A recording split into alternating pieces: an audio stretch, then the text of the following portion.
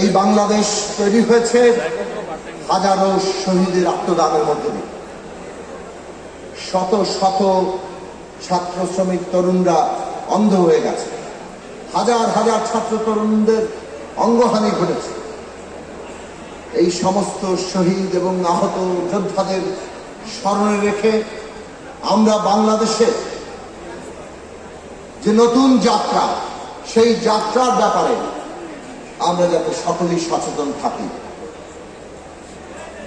আমাদের কাছে এই শহীদেরা যে কর্তব্য হাজির করেছেন, সেই কর্তব্য হচ্ছে বাংলাদেশকে একটা গণতান্ত্রিক বাংলাদেশে পরিণত করা। বাংলাদেশের সার্বভৌমত্ব যদি আমরা রক্ষা করতে চাই,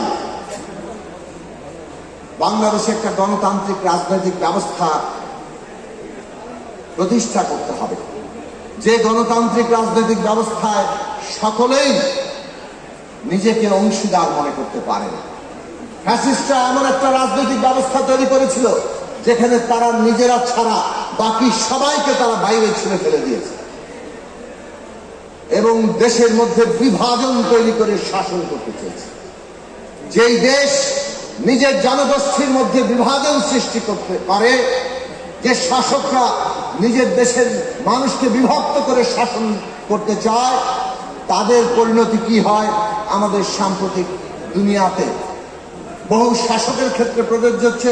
এমনকি পুরো দেশ তাদের স্বাধীনতা সার্বভৌমত্ব হারিয়ে কিংবা তার বিপর্যয়ের মুখে পড়েছে।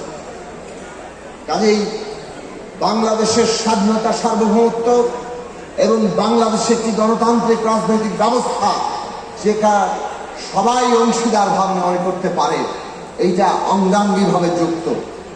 আর যদি আমরা সেই গণতান্ত্রিক ব্যবস্থায় যেতে চাই, তাহলে আমাদেরকে ন্যায় বিচার প্রতিষ্ঠা করতে হবে।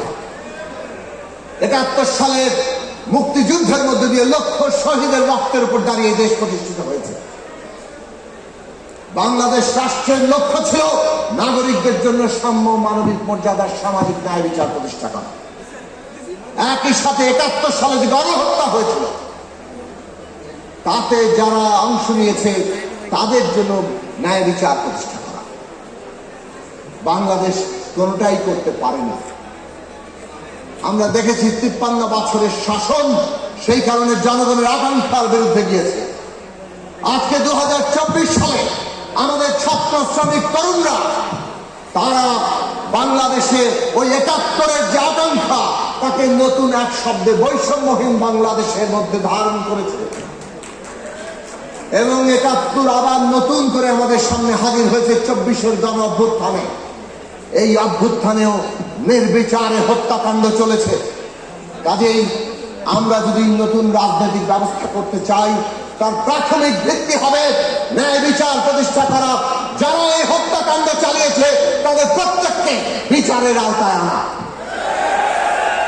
ন্যায় বিচারই বাংলাদেশের গণতান্ত্রিক রাজনৈতিক ব্যবস্থা তৈরির প্রধান ভিত্তি। সেই ভিত্তি নির্মাণ করতে আমরা সকলে ঐক্যবদ্ধ থাকব। অন্তর্বর্তী সরকার সেই কাজকে এগিয়ে নিতে তাদের যে দায়িত্ব, সে দায়িত্ব পালন করবেন এবং আমরা বাংলাদেশে একটা গণতান্ত্রিক সংবিধান প্রতিষ্ঠার মধ্য দিয়ে শেষ পর্যন্ত এই অভ্যুত্থানকে তার চূড়ান্ত আকাঙ্ক্ষার জায়গা থেকে সফল করে তুলতে পারব। অন্তর্বর্তী সরকারকে বলি, ফ্যাসিস্টরা যা যা আমাদের উপর চাপিয়েছে, একই কায়দায় দেশ চালাবেন না। লুটপাট দুর্নীতি করে তারা দেশটাকে ফোকলা বানিয়েছে। আপনারা এমন নীতি প্রণয়ন করুন যাতে এই লুটপাট দুর্নীতিবাজদের বিচার এবং লুটের টাকা ফেরত আনা যায়, যাতে এমন ভাবে অর্থনীতি চলে যে আমাদের দেশের যে সাধারণ মানুষ যারা সম্পদ সৃষ্টি করে তাদের ঘাড়ে সমস্ত দায় না চাপে।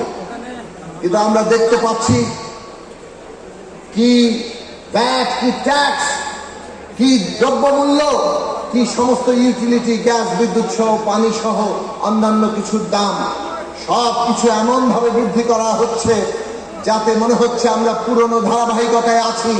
আবারও সমস্ত কিছুর দায় ওই সাধারণ জনগণের ঘাড়ে চাপবে। এইভাবে অভ্যুত্থান যে লক্ষ্যে পৌঁছানোর কথা, যদি সরকার জনগণ থেকে বিচ্ছিন্ন হতে থাকে, দ্রব্যমূল্য এবং অন্যান্য খরচের চাপে জনগণ যদি নাভিশ্বাস হতে, তাহলে অভ্যুত্থান তার লক্ষ্যে পৌঁছাতে সমস্যার মধ্যে পড়বে, সংকটের মধ্যে পড়বে। জনগণকে ঐক্যবদ্ধ রাখতে, সেই কারণে অভ্যুত্থানে জনগণের যে আকাঙ্ক্ষা, সমস্ত শ্রেণী পেশার মানুষের যে আকাঙ্ক্ষা, সেই আকাঙ্ক্ষা বাস্তবায়ন করে রাজনৈতিক উত্তরণের কাজটি আপনারা সম্পন্ন করবেন, সেই আশা মানুষ করে। এবি পার্টি এবং আমরা সকলে মিলে সেই কাজে আমাদের নিয়োজিত রাখবো।